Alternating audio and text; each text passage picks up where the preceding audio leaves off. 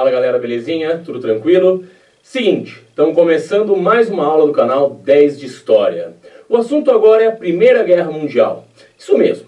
Na verdade, o desenrolar da Primeira Guerra Mundial. Como você sabe, temos no canal uma aula dedicada exclusivamente às causas da Primeira Guerra, né? Naquela aula a gente fala de todo o período da Paz Armada. Nessa aqui, vamos ver o desenrolar dos conflitos, não é? Vamos ver a guerra propriamente dita, beleza? Se você não viu ainda a primeira aula de Primeira Guerra Mundial, clica ali, dá uma olhada, né? Depois que você vê essa daqui, você continua com aquela lá, vai aprender sobre os antecedentes da guerra, tá certo? Depois, nessa aula, a gente vai fazer um exercício do Enem sobre Primeira Guerra, então fica ligado, belezinha? Bom, a gente vai ver esse período aqui, olha lá na linha do tempo. Entre o assassinato do Francisco Ferdinando e a assinatura do Tratado de Versalhes. Tá bem? Vale lembrar as principais causas da guerra, não é mesmo? Então, olha ali a tabela. Primeiro, o nacionalismo, não é? A crença de que a minha civilização, né, ou a minha nação é melhor do que a sua. Depois, o pan-germanismo e o pan-eslavismo, que são esse desejo de união entre os germânicos, né, de se unirem em torno do mesmo interesse, né, a Alemanha, o Império Austro-Húngaro, né, que vão defender seus interesses.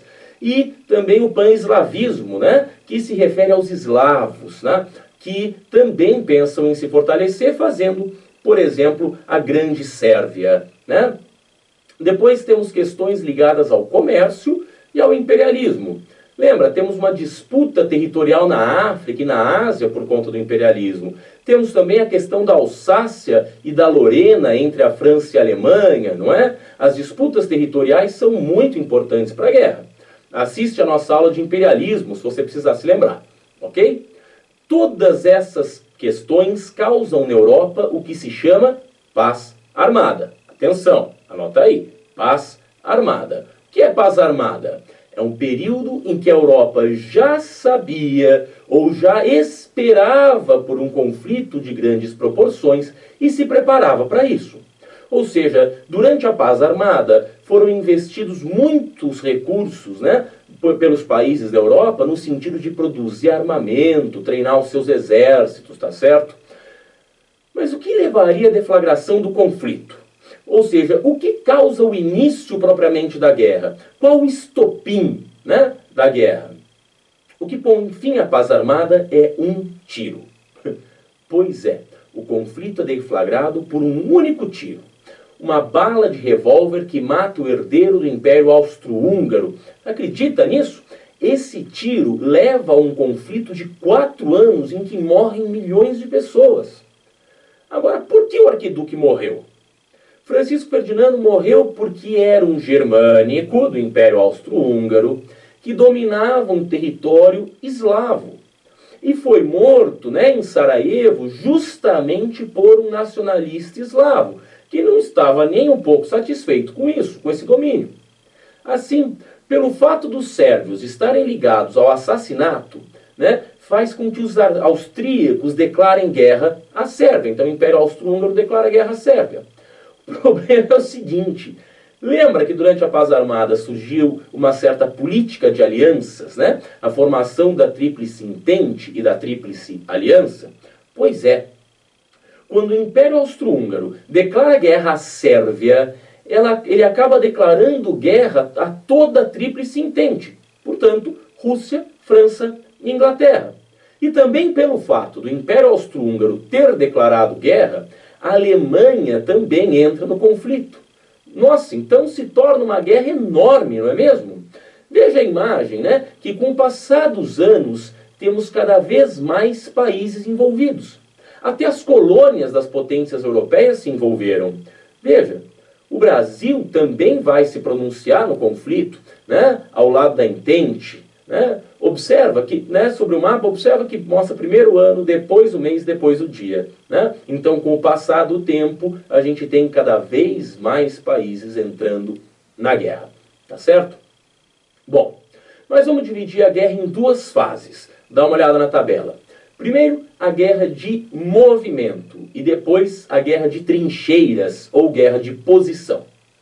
A guerra de movimento vai de agosto a novembro de 1914, né, e a de trincheiras de 14 até o fim do conflito. Alguns historiadores consideram que entre 1917 e 1918 temos uma segunda guerra de movimento, né? Mas podemos considerar o seguinte: em 1914 tivemos uma fase de preparação de arsenais, de invasões, mas praticamente sem batalhas. Quando começam as batalhas, os exércitos se protegem em trincheiras, começando o que se chama Guerra de Trincheiras. Veja as imagens. Isso é uma trincheira. Quer dizer, o exército cava esse lugar para poder se defender, né? Como estava muito difícil, né, de matar, uma vez que o inimigo estava escondido dentro desse buraco, o avanço tecnológico é brutal, né, com a humanidade e com os soldados. Né? Por que o avanço tecnológico é brutal com a humanidade? Ora, porque a gente vai criar metralhadoras, submarinos, lança-chamas, aviões, gás mostarda, né? Veja só, os corpos dos soldados vão acabar sendo trucidados com essas armas, que o nosso poeta Fernando Pessoa, poeta português Fernando Pessoa, chamou de gloriosamente mortíferas. As pessoas fizeram armas que fossem capazes de matar cada vez mais e melhor. Dá para acreditar? Vejam, na virada do século, a humanidade se sentia capaz de qualquer coisa. O domínio da técnica fazia o ser humano se sentir invencível, com carros, aviões, o aço, o vidro, trens transatlânticos, né? Nossa, o homem se sentia imbatível. Mas com o retorno dos soldados da guerra, vemos que não era bem assim. Os soldados, além de mortos, estavam mutilados, sem braços, sem pernas, incapazes de contar para as pessoas os horrores que viram nas batalhas. Terrível.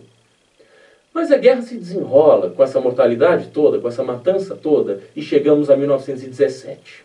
Aí, a Rússia, que vinha sendo derrotada desde 1914 pelos alemães, passa pela chamada Revolução Russa, né, de outubro de 1917, e decide sair da guerra, né, assinando com a Alemanha o Tratado de Brest-Litovsk, cedendo vários territórios aos alemães, mas saindo da guerra. Então ela abre mão de diversos territórios, né, e sai da guerra em 1917. Agora, a Alemanha pensou que ia ser capaz de vencer a guerra e acabou usando os seus submarinos para afundar navios de vários países, né, dentre eles o próprio Brasil, mas também os Estados Unidos. Com isso, tanto o Brasil como os Estados Unidos entram na guerra. E a presença dos norte-americanos causa uma virada no conflito. Tanto assim que Bulgária, Turquia e Império Austro-Húngaro abandonam a Alemanha, que assim fica sem conseguir resistir. Pior, para a Alemanha, é que a crise econômica causada pelos anos de guerra faz com que a própria população alemã passasse por momentos dolorosíssimos e, exausta, sofrida e cansada, exigissem transformações, né? O que acabou causando dentro da Alemanha, durante a guerra, acredite nisso, o fim do Império e o início da República, né? E essa República não tinha a menor condição de manter a guerra. Com isso, em novembro de 1918, foi assinado um armistício, ou seja, um acordo que interrompe as lutas, beleza? Enquanto não se assina um tratado de paz definitivo, percebe-se que a sociedade jamais vai ser a mesma. As mulheres estão trabalhando, né, nas vagas que os homens deixaram para trás para ir para a guerra. E a humanidade nunca mais vai vibrar com a declaração de guerra. Só os nazistas e os fascistas vão celebrar o início da Segunda Guerra Mundial. Saldo da guerra, mais de 10 milhões de mortos. E como a guerra termina? Finalmente, com o Tratado de Versalhes em 1919. Aí, né, a gente vai assinar um tratado que tem os seguintes pontos. Olha só na tabela. A Alemanha vai ser responsabilizada pela guerra. Então ela vai ser totalmente humilhada pelo tratado. Com isso, ela perde a Alsácia e a Lorena, que são ricas em carvão e ferro. Ela perde a Renânia, né, ou melhor, a Renânia, né, que é o oeste da Alemanha, deve ser desmilitarizada, né, uma zona desmilitarizada, ficar sem exército. O Sarre, né, vai passar por plebiscito, mas é controlado pela França por 15 anos. Lá também temos carvão. Olha os interesses econômicos da guerra aparecendo, não é? O exército da Alemanha vai ser absolutamente reduzido a um contingente, né, uma quantidade de soldados muito menor que a dos países da Entente. E os alemães ainda são obrigados a pagar uma enorme indenização por ter causado danos nos países da Entente. Vejam, a Alemanha humilhada, endividada, né, destruída pela guerra e envergonhada. Temos todos os ingredientes para a Segunda Guerra Mundial, não acha?